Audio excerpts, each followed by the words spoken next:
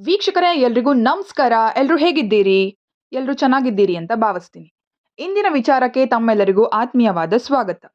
ಕಳೆದ ಕೆಲವು ದಿನಗಳಿಂದ ಕರ್ನಾಟಕ ರಾಜ್ಯದ ಜನರಲ್ಲಿ ಮೂಡ್ತಾ ಇರುವ ಪ್ರಶ್ನೆ ಯಾವುದು ಅಂತಂದ್ರೆ, ಯಾರಾಗ್ತಾರೆ ಕರ್ನಾಟಕದ ಮುಂದಿನ ಸಿಎಂ ಅಂತ. ಕಾಂಗ್ರೆಸ್ ಪಕ್ಷವನ್ನ ಕಟ್ಟಿ ಬೆಳೆಸಿದಂತಹ ಎರಡು ಪ್ರಮುಖ ನಾಯಕರಲ್ಲಿ ಡಿ.ಕೆ. ಶಿವಕುಮಾರ್ ಅವರಾಗಿರಬಹುದು, ಹಾಗೆ ಸಿಎಂ ಸಿದ್ದರಾಮಯ್ಯ ಅವರಾಗಿರಬಹುದು. ಈ ಇಬ್ಬರು ನಾಯಕರನ್ನ ಕಾಂಗ್ರೆಸ್ ಪಕ್ಷದ ಎರಡು ಪ್ರಮುಖ ಪಿಲ್ಲರ್‌ಗಳು ಅಂತಾನೆ ಹೇಳ್ಬಹುದು.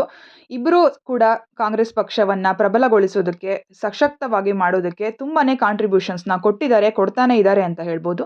ಈಗ ಈ ಇಬ್ಬರು ನಾಯಕರ ಮಧ್ಯೆ ಪೈಪೋಟಿ ಬಿದ್ದಿರೋದಂತೂ ಸುಳ್ಳಲ್ಲ. ಇಡೀ ರಾಜ್ಯದ ಜನ ಪ್ರತಿನಿತ್ಯ ಗಮನಿಸುತ್ತಿರುವಂತಹ ವಿಷಯ. ಈಗಾಗಲೇ 2 ಬಾರಿ ಸಿಎಂ ಸಿದ್ದರಾಮಯ್ಯನವರು ರಾಜ್ಯದ ಮುಖ್ಯಮಂತ್ರಿಯಾಗಿ ಅಧಿಕಾರವನ್ನ ತುಂಬಾ ಅಚ್ಚುಕಟ್ಟಾಗಿ ನಿರ್ವಹಣೆ ಮಾಡಿದ್ದಾರೆ. ಹಾಗೆ ಬಜೆಟ್ ಮಂಡನೆಯನ್ನು ಕೂಡ ಅನೇಕ ಬಾರಿ ಮಾಡಿ ಎಲ್ಲರ ಮೆಚ್ಚುಗೆಗೆ ಪಾತ್ರರಾಗಿದ್ದಾರೆ. ಸೊ ಈಗ ಸಿಎಂ ಸಿದ್ದರಾಮಯ್ಯನವರು ತಮ್ಮ ಅಧಿಕಾರವನ್ನ ಹಸ್ತಾಂತರ ಮಾಡೋದಕ್ಕೆ ಒಪ್ತಾರಾ ಇಲ್ವೋ ಅನ್ನೋದು ಇಡೀ ರಾಜ್ಯದಲ್ಲಿ ಚರ್ಚೆ ಆಗ್ತಿರುವಂತಹ ವಿಷಯ.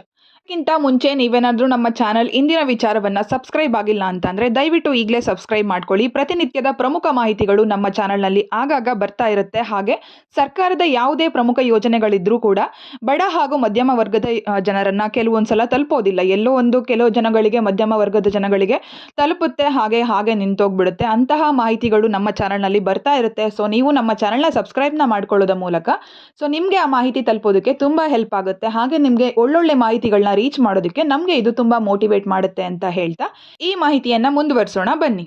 ನಾವು ಆಗ್ಲೇ ಹೇಳಿರುವ ಹಾಗೆ ಇಬ್ಬರು ಕೂಡ ಪ್ರಬಲ ನಾಯಕರು, ಇಬ್ಬರು ಕೂಡ ಸಿಎಂ ಸ್ಥಾನಕ್ಕೆ ಅರ್ಹರಾಗಿರುವಂತಹವರು ಅಂತಾನೆ ಹೇಳ್ಬೋದು.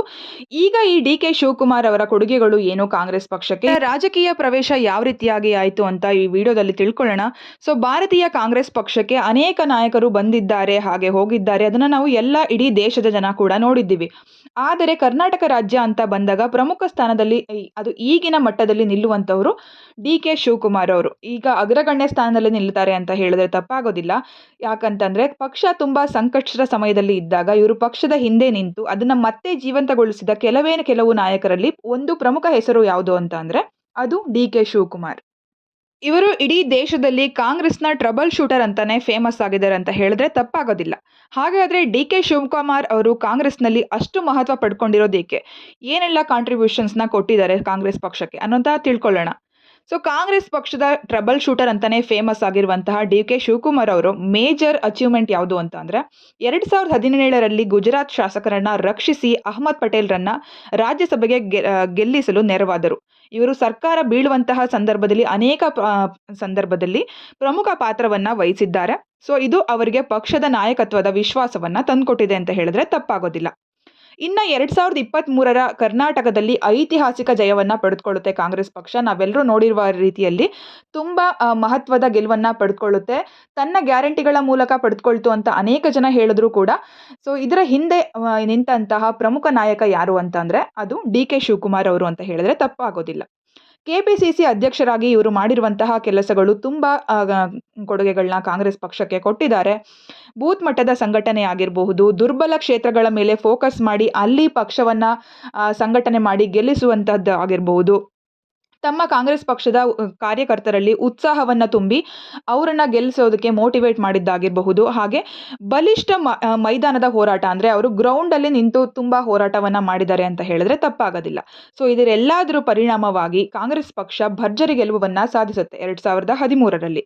ಸೊ ಈ ಗೆಲುವಿನ ಪ್ರಮುಖ ಶಿಲ್ಪಿ ಅಂತಾನೆ ಇವರನ್ನ ಕರೆಯಲ್ಪಡಲಾಗುತ್ತೆ. ಸೊ 2023ರ ಕರ್ನಾಟಕದಲ್ಲಿ ಐತಿಹಾಸಿಕ ಗೆಲುವು ಏನ್ ಪಡೆದುಕೊಳ್ಳುತ್ತೆ ಕಾಂಗ್ರೆಸ್ ಪಕ್ಷ ತನ್ನ ಗ್ಯಾರಂಟಿ ಯೋಜನೆಗಳ ಮೂಲಕವಾಗಿರಬಹುದು ಅಥವಾ ಈ ಪ್ರಬಲ ನಾಯಕರ ಹೋರಾಟದ ಫಲವಾಗಿ ಅಂತ ಹೇಳಿದ್ರು ತಪ್ಪಾಗೋದಿಲ್ಲ. ಸೊ ಈ ಎಲ್ಲದರ ಮೂಲಕ ಗೆಲುವನ್ನ ಪಡೆದುಕೊಳ್ಳುತ್ತೆ ಕಾಂಗ್ರೆಸ್ ಪಕ್ಷ 2023ರಲ್ಲಿ ಕರ್ನಾಟಕದ ಜನರ ಒಲವನ್ನ ಪಡೆದುಕೊಂಡು ಗೆಲುವನ್ನ ಸಾಧಿಸುತ್ತೆ. ಇದರ ಹಿಂದೆ ನಿಂತಹ ಪ್ರಮುಖ ಶಿಲ್ಪಿ ಯಾರು ಅಂತ ಅಂದ್ರೆ ಅದು ಡಿ.ಕೆ. ಶಿವಕುಮಾರ್ ಅವರು. ಸೊ ಒಂದು ಬೇಜಾರಿನ ವಿಷಯ ಏನು ಅಂತ ಅಂದ್ರೆ ಇವರ ಮನಸ್ಸಲ್ಲಿ ಮೂಡಿರುವಂಥದ್ದು ಅಥವಾ ಇವರ ಬೆಂಬಲಿಗರು ಈಗ ನಾವು ನೋಡ್ತಾ ಇರುವಂತಹ ಪ್ರಮುಖ ಮಾಹಿತಿಗಳಲ್ಲಿ ಅಂದ್ರೆ ಪ್ರತಿನಿತ್ಯದ ನ್ಯೂಸಲ್ಲಿ ನೋಡ್ತಾ ಇರುವ ಹಾಗೆ ಒಂದು ಏನು ಉಂಟಾಗಿದೆ ಕಾಂಗ್ರೆಸ್ ಪಕ್ಷದಲ್ಲಿ ಅಂತ ಅಂದ್ರೆ ಇಲ್ಲಿ ಒಂದು ಸಿಎಂ ಸಿದ್ದರಾಮಯ್ಯನವರ ಬಣ, ಹಾಗೆ ಒಂದು ಡಿ.ಕೆ. ಶಿವಕುಮಾರ್ ಅವರ ಬಣ. ಕೆಲವು ಶಾಸಕರು ಸಿಎಂ ಸಿದ್ದರಾಮಯ್ಯನವರಿಗೆ ಸಪೋರ್ಟ್ ಮಾಡ್ತಾ ಇದ್ರೆ ಇನ್ನ ಕೆಲವು ಶಾಸಕರು ಡಿ.ಕೆ. ಶಿವಕುಮಾರ್ ಅವರಿಗೆ ಸಪೋರ್ಟ್ ಮಾಡ್ತಾ ಇದ್ದಾರೆ. ಸೊ ಈಗ ಮೇಜರ್ ಸಪೋರ್ಟ್ ಯಾರಿಗೆ ಬರುತ್ತೋ ಅದನ್ನ ಹೈಕಮಾಂಡ್ ಕನ್ಸಿಡರ್ ಮಾಡುತ್ತೋ ಅಥವಾ ಯಾವ ಶಾಸಕರು ಹೆಚ್ಚು ಪಕ್ಷಕ್ಕೆ ಕೊಡುಗೆಗಳನ್ನ ನೀಡಿದ್ದಾರೆ ಆ ಒಂದು ಅಂಶನ ಕನ್ಸಿಡರ್ ಮಾಡುತ್ತೋ, ಇಲ್ಲ ಪಕ್ಷದಲ್ಲಿ ಹಿರಿಯರಾಗಿ ಹಾಗೆ ಪ್ರಬಲ ನಾಯಕರಾಗಿ ಗುರುತಿಸಿಕೊಂಡಿರುವಂತಹ CM ಸಿದ್ದರಾಮಯ್ಯನವರು ಆಲ್ರೆಡಿ ಒಂದು 5 ವರ್ಷನ ಕಂಪ್ಲೀಟ್ ಮಾಡಿದ್ದಾರೆ ಹಿಂದಿನ ಬಾರಿ CM ಆದಾಗ. ಈ ಬಾರಿ 2.5 ವರ್ಷ CM ಸಿದ್ದರಾಮಯ್ಯನವರಿಗೆ ಹಾಗೆ 2.5 ವರ್ಷ DK ಶಿವಕುಮಾರ್ ಅವರಿಗೆ ಅಂತ ಚರ್ಚೆಯಾಗಿತ್ತು ಅಂತ ಹೇಳಲಾಗುತ್ತೆ ಹೈಕಮಾಂಡ್ನಲ್ಲಿ. ಈಗ ಸಿದ್ದರಾಮಯ್ಯನವರು ತಮ್ಮ ಅಧಿಕಾರವನ್ನ DK ಶಿವಕುಮಾರ್ ಅವ್ರಿಗೆ ಕೊಡ್ತಾರಾ? ಹಾಗೆ ತಾವೇ ಹೇಳಿಕೊಂಡಿರುವ ಹಾಗೆ ಕೆಲವು ದಿನಗಳ ಹಿಂದೆ 5 ವರ್ಷ ತಾನೇ CM ಅಂತ ಹೇಳಿಕೊಂಡಿರುವ ಹಾಗೆ ತಮ್ಮ ಅಧಿಕಾರವನ್ನ ಮುಂದೆ ಕಂಟಿನ್ಯೂ ಮಾಡ್ತಾರಾ ಅಂತ ಇಡೀ ರಾಜ್ಯದ ಜನರಲ್ಲಿ ಕುತೂಹಲಿಸಿರುವುದಂತೂ ತಪ್ಪಲ್ಲ. ಸೊ 2023ರ ಚುನಾವಣೆಯಲ್ಲಿ ಭರ್ಜರಿ ಜಯವನ್ನ ಸಾಧಿಸುವುದಕ್ಕೆ DK ಶಿವಕುಮಾರ್ ಅವರು ಪ್ರಮುಖ ಕಾರಣ ಅಂತ ಹೈಕಮಾಂಡ್ಗೂ ಗೊತ್ತು, ಹಾಗೆ ರಾಜ್ಯದ ಜನರಿಗೂ ಗೊತ್ತಿರುವ ವಿಷಯ. ಸೊ ಇಷ್ಟೆಲ್ಲ ಕೆಲಸ ಮಾಡಿದರೂ, ಇಷ್ಟೆಲ್ಲ ಶ್ರಮ ಹೂಡಿದರೂ ಕೂಡ ಅವರಿಗೆ ಮುಖ್ಯಮಂತ್ರಿ ಸ್ಥಾನ ಸಿಗಲಿಲ್ಲ ಅನ್ನೋದು ಅವರಲ್ಲೂ ಕೂಡ, ಅವರಿಗೆ ಹಾಗೆ ಅವರ ಬೆಂಬಲಿತ ಶಾಸಕರಿಗಾಗಿರ್ಬೋದು, ಅವರ ಕುಟುಂಬಸ್ಥ ಸದಸ್ಯರಾಗಿರ್ಬೋದು, ಎಲ್ಲರಿಗೂ ಕೂಡ ಒಂದು ಅಸಮಾಧಾನ ಇದೆ ಅನ್ನೋದು ಅಂತೂ ಕಾಣಿಸ್ತಾ ಇದೆ ಅಂತ ಹೇಳ್ಬೋದು. ಸೊ ಇಷ್ಟು ವಿಜಯವನ್ನ ಸಾಧಿಸಿದ್ರು ಕೂಡ CM ಸಿದ್ದರಾಮಯ್ಯನವರನ್ನ CM ಮಾಡೋದಕ್ಕೆ ಹೈಕಮಾಂಡ್ ನಿರ್ಧಾರ ಮಾಡುತ್ತೆ. ಅವರು ಪ್ರಬಲ ನಾಯಕರಾಗಿದ್ರು, ಹಾಗೆ ಅನೇಕ ವರ್ಗದ ನಾಯಕರು ಹಾಗೆ ಜನರ ಬೆಂಬಲದಿಂದಾಗಿ ಅವರು CM ಆಗ್ತಾರೆ, ಹಾಗೆ DK ಶಿವಕುಮಾರ್ ಅವರು ಉಪಮುಖ್ಯಮಂತ್ರಿಯಾಗಿ ಮುಂದುವರಿತಾರೆ. ಸೊ ಈಗ ಆ ಟೈಮ್ ಬಂದಿದೆ ಯಾವುದು ಅಂತ ಅಂದರೆ 2.5 ವರ್ಷನ ಕಾಂಗ್ರೆಸ್ ಸರ್ಕಾರ ಸಕ್ಸಸ್ಫುಲ್ ಆಗಿ ಕಂಪ್ಲೀಟ್ ಮಾಡಿದೆ. ಇಡೀ ರಾಜ್ಯದ ಜನರು ಗಮನಿಸಿರುವ ಹಾಗೆ ಈ BJP ಪಕ್ಷದ ಉದಾಹರಣೆಯನ್ನು ತಗೊಂಡ್ರೆ ಅಲ್ಲಿ ಪಕ್ಷವನ್ನ ಕಟ್ಟಿ ಬೆಳೆಸಿದಂತಹ ಯಡಿಯೂರಪ್ಪನವರು ಅತಿ ಹೆಚ್ಚು ಬಾರಿ CM ಆಗ್ತಾರೆ. ಹಾಗೆ JDS ಪಕ್ಷನ ಉದಾಹರಣೆಯಾಗಿ ತಗೊಂಡ್ರೆ ಅಲ್ಲೂ ಕೂಡ ದೇವೇಗೌಡರು ಹಾಗೆ ಕುಮಾರಸ್ವಾಮಿ ಅವರು ಕೂಡ CM ಆಗ್ತಾರೆ. ಇನ್ನು ಕರ್ನಾಟಕದಲ್ಲಿ ಕಾಂಗ್ರೆಸ್ ಪಕ್ಷಕ್ಕೆ ಬಂದರೆ ಅದನ್ನ ಕಟ್ಟಿ ಬೆಳೆಸಿದಂತಹ ಎಷ್ಟೋ ಜನ ನಾಯಕರಿದ್ದಾರೆ. ಅದರಲ್ಲಿ ಪ್ರಮುಖ ಸ್ಥಾನದಲ್ಲಿ ಇವಾಗಿನ ಮಟ್ಟಿಗೆ ಇರುವಂತಹವರು DK ಶಿವಕುಮಾರ್ ಅವರು. ಇವರಿಗೂ ಕೂಡ CM ಸ್ಥಾನ ಸಿಗಲಿ ಅನ್ನೋದು ನಮ್ಮ ಆಶಯ. ಯಾಕೆ ಅಂತಂದರೆ ಪಕ್ಷವನ್ನು ಕಟ್ಟಿ ಬೆಳೆಸಿದವರಿಗೆ ಒಂದು ಸ್ಥಾನ ಸಿಗಬೇಕು. ಹಾಗೆ ಇವರು ಈಗಲೂ ಕೂಡ ಜನರೊಂದಿಗೆ, ಪಕ್ಷದೊಂದಿಗೆ ಉತ್ತಮ ಒಡನಾಟವನ್ನು ಹೊಂದಿದ್ದಾರೆ. ರೈತರ ಸಮಸ್ಯೆಗಳನ್ನ ಆಲಿಸಿದ್ದಾರೆ, ನೀರಾವರಿ ಯೋಜನೆಗಳಲ್ಲಿ ಕೈ ಜೋಡಿಸಿದ್ದಾರೆ, ಸಾರ್ವಜನಿಕ ಕಾರ್ಯಗಳನ್ನು ಮಾಡಿದ್ದಾರೆ. ಹಾಗೆ ಎಷ್ಟೋ ವಿವಾದಗಳು ಕೂಡ ಇದೆ ಇವ್ರ ಮೇಲೆ. IT ದಾಳಿ ಆಗಿರ್ಬೋದು, ED ದಾಳಿ ಆಗಿರ್ಬೋದು, ರಾಜಕೀಯ ಆರೋಪಗಳಾಗಿರ್ಬೋದು, ಇದೆಲ್ಲ ರಾಜಕೀಯ ನಾಯಕರ ಮೇಲೆ ಇರೋದಂತೂ ಸರ್ವೇ ಸಾಮಾನ್ಯ. ಸೊ ಇದಾಗಿಯೂ ಕೂಡ ಕಾಂಗ್ರೆಸ್ನ ಒಬ್ಬ ಅತ್ಯಂತ ಬಲಿಷ್ಠ ನಾಯಕರಲ್ಲಿ ಒಬ್ಬರು ಅಂತ ಹೇಳಿದ್ರು ತಪ್ಪಾಗದು. ಯಾವುದೇ ಒಂದು ಪಕ್ಷದ ನಾಯಕರು ಅಂತ ಅಂದ್ರೆ ಅವ್ರ ಮೇಲೆ ಪಾಸಿಟಿವ್ ಕಮೆಂಟ್ಸ್ ಕೂಡ ಇರುತ್ತೆ, ನೆಗೆಟಿವ್ ಆಗಿ ಇಂಪ್ಯಾಕ್ಟ್ ಕೂಡ ಇರುತ್ತೆ. ಸೊ ಹಲವರು ಎಷ್ಟೇ ಮಾತನಾಡಿದ್ರು ಕೂಡ DK ಶಿವಕುಮಾರ್ ತಮ್ಮ ಪಕ್ಷಕ್ಕಾಗಿ ದುಡಿದಿದ್ದಾರೆ ಅಂತ ಹೇಳಿದ್ರೆ ತಪ್ಪಾಗೋದಿಲ್ಲ. ತಮ್ಮದೇ ಹಣದಿಂದ ಪಕ್ಷಕ್ಕೆ ಸಹಾಯ ಮಾಡಿದ್ದಾರೆ, ಚುನಾವಣಾ ರ್ಯಾಲಿಗಳಿಗೆ ಫಂಡಿಂಗ್ ಮಾಡಿದ್ದಾರೆ, ಹಾಗೆ ಕಾರ್ಯಕರ್ತರಿಗೆ ಬೆಂಬಲವನ್ನ ನೀಡಿದ್ದಾರೆ. ಸೊ ಇದರಿಂದ ಅವರು ಕಾಂಗ್ರೆಸ್ ಪಕ್ಷಕ್ಕೆ ಎಷ್ಟು ನಿಷ್ಠಾವಂತರಾಗಿದ್ದಾರೆ ಅಂತ ಕ್ಲಿಯರ್ ಆಗಿ ತೋರಿಸುತ್ತೆ ಅಂತ ಹೇಳ್ಬೋದು.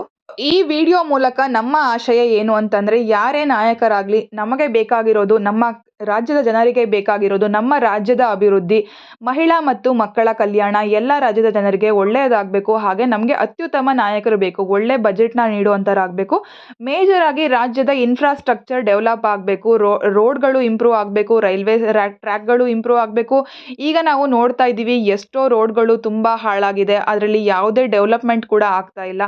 ರಾಜ್ಯದ ಜನರಿಗೆ ಮೇಜರ್ ಆಗಿ ಬೇಕಾಗಿರೋದು ಈ ಗ್ಯಾರಂಟಿ ಯೋಜನೆಗಳಕ್ಕಿಂತ ಮುಖ್ಯವಾಗಿ ರಾಜ್ಯದ ಅಭಿವೃದ್ಧಿ. ಅದೇ ಎಷ್ಟೋ ಜನರು ಕೂಡ ಬಯಸ್ತಾ ಇರೋದು. ನಮಗೆ ಯಾರು CM ಆಗ್ತಾರೆ ಅನ್ನೋದಕ್ಕಿಂತ ನಮಗೆ ರಾಜ್ಯದ ಅಭಿವೃದ್ಧಿ ಯಾರಿಂದ ಆಗುತ್ತೆ, ಜನರಿಗೆ ಯಾರಿಂದ ಸಹಾಯ ಆಗುತ್ತೆ, ಅದಷ್ಟೇ ನಮಗೆ ಬೇಕಾಗಿರೋದು.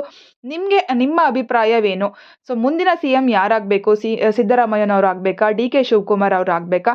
ಯಾರಾದರೆ ರಾಜ್ಯಕ್ಕೆ ತುಂಬ ಉಪಯುಕ್ತವಾಗುತ್ತೆ, ರಾಜ್ಯದ ಅಭಿವೃದ್ಧಿ ಆಗುತ್ತೆ ಅಂತ ನಿಮ್ಗನ್ಸುತ್ತೆ ಅಂತ ನಮಗೆ ಕಮೆಂಟ್ ಸೆಕ್ಷನಲ್ಲಿ ತಿಳಿಸ್ಕೊಡಿ. ಹಾಗೆ ಕಾಂಗ್ರೆಸ್ ಸರ್ಕಾರದ ಈ ಗ್ಯಾರಂಟಿ ಯೋಜನೆಗಳು ರಾಜ್ಯದಲ್ಲಿ ಮುಂದುವರಿಬೇಕಾ, ಹಾಗೆ ಸ್ಟಾಪ್ ಆಗಬೇಕಾ? ರಾಜ್ಯದ ಅಭಿವೃದ್ಧಿಗೆ ಈ ಕಾಂಗ್ರೆಸ್ನ ಗ್ಯಾರಂಟಿ ಯೋಜನೆಗಳಿಂದ ಏನಾದರೂ ಎಫೆಕ್ಟ್ ಆಗ್ತಾ ಇದೆಯಾ?